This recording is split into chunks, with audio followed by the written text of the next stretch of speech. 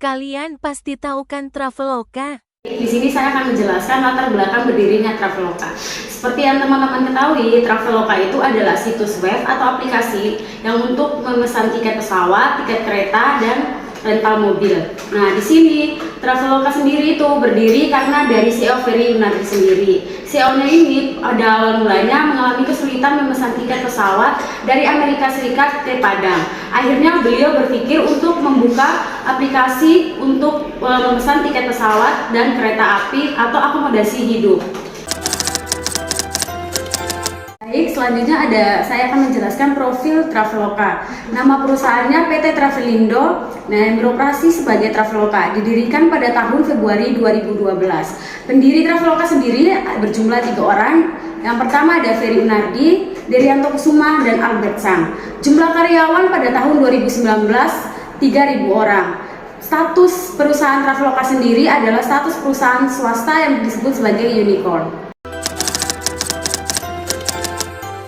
Dan produk Traveloka yang pertama ada transportasi. Transportasi ini termasuk tiket pesawat, kereta api, bus, dan rental mobil.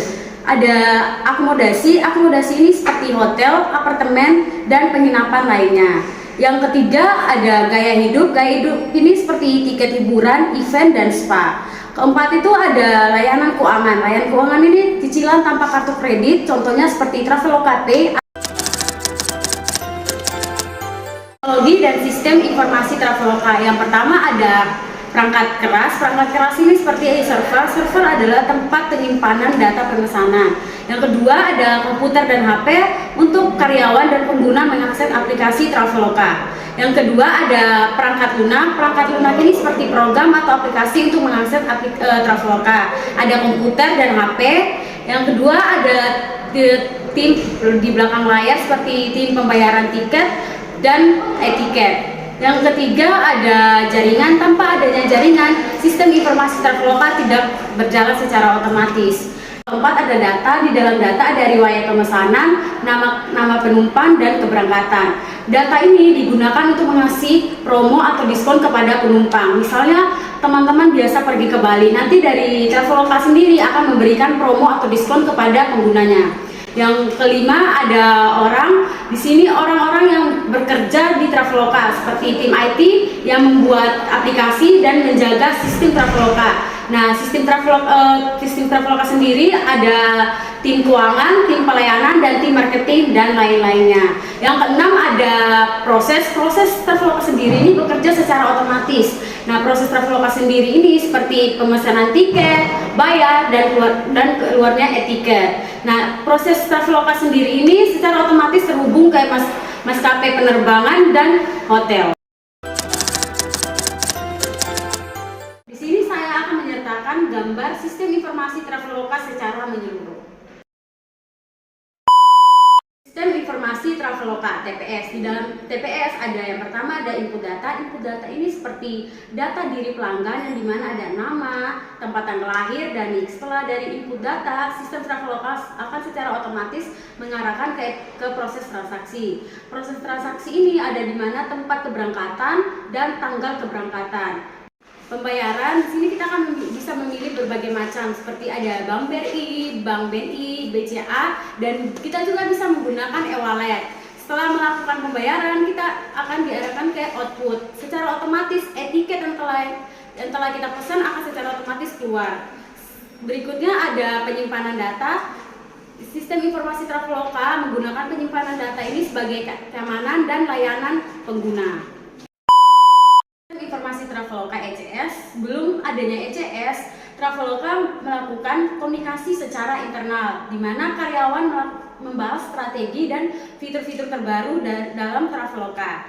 Dalam ECS tersebut terdapat 3 komponen. Yang pertama ada manajemen proyek, di mana manajemen proyek tersebut karyawan membahas tentang strategi, memberikan tugas dan akses layanan dan kerjasama dengan mitra-mitra departemen lainnya. Yang berikutnya ada berbagai dokumen. Karyawan mengakses, mengedit dokumen secara bersama-sama.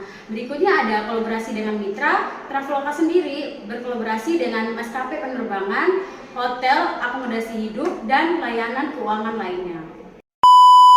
Sistem informasi Informasi Traveloka (TPS), ada monitoring otomatis. Monitoring otomatis bertugas untuk memantau sistem pembayaran dan fitur-fitur yang ada dalam Traveloka. Selanjutnya ada deteksi masalah. Secara otomatis jika terjadi masalah dalam sistem informasi Traveloka akan ditindaklanjut secara otomatis.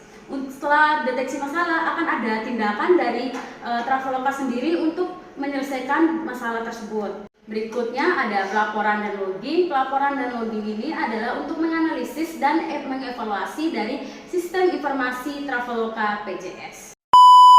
Sistem informasi Traveloka MIS, pengumpulan data.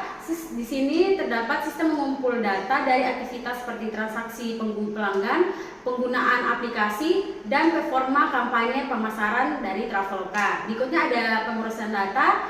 Data diolah menjadi informasi yang lebih akurat seperti tren penjualan, tinggi pembatalan, dan performa wilayah. Ada penyajian informasi, hasil ditampilkan dalam bentuk dashboard, grafik, dan laporan rutin. Terakhir ada pengambilan keputusan. Manajemen menggunakan informasi tersebut untuk menyusun strategis dan memberikan diskon kepada pengguna Traveloka.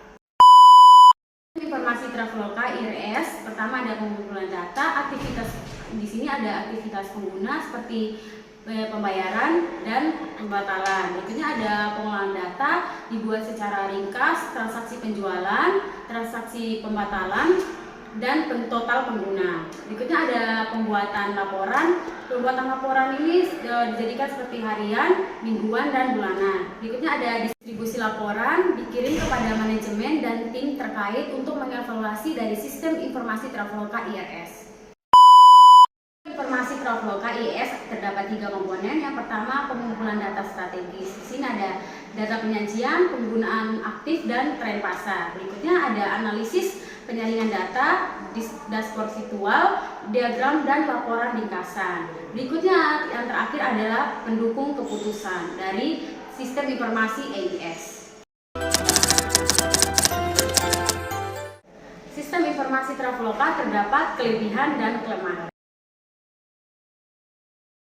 Kemudian sistem informasi Traveloka yang pertama, integritas layanan yang luas seperti tiket pesawat, hotel, kereta api, dan rental mobil. Berikutnya ada sistem pembayaran yang fleksibel seperti transaksi bank, e-wallet, dan ini Traveloka Pay Later.